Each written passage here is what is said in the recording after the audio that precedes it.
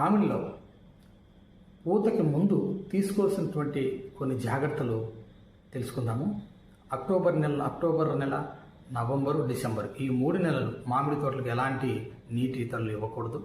అలాగే ఈ మామిడి తోటల్లో ఈ 3 నెలలు వచ్చేటువంటి కొన్ని రోగాల చీడపీడలు రోగాలన్నీ వస్తూ ఉంటాయి. ఆ వ్యాధులను అరికట్టడానికి గాను మనకి అందులో చెట్లపైన ఉన్నటువంటి జల్లెడు పురుగులు కానీ, లేకపోతే ఎండిపోయిన కొమ్మలు కానీ, ఇతర శిలీంధ్ర తెగులు వచ్చినటువంటి పురుగులు వచ్చినటువంటి చెట్ల యొక్క భాగాల్ని మనం తీసివేసి కాల్చివేయాలి.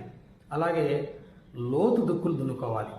ఆ లోతు దుక్కులు బాగా దున్నుకోవటం వల్ల ఆ నేలలో ఉండేటువంటి తేనె మంచు పురుగు యొక్క కోశస్థ దశలన్నీ కూడా అందులో బతుకుతూ ఉంటాయి.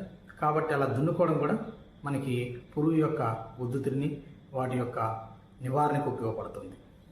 అలాగే కొమ్మల యొక్క భాగాలు కత్తిరించిన తర్వాత ఆ కత్తిరించిన భాగాలకి బోర్డో పేస్ట్ని పూసుకోవడం లేదా బ్లైటాక్స్ పేస్ట్ని కానీ పూసుకోవడం మంచిది.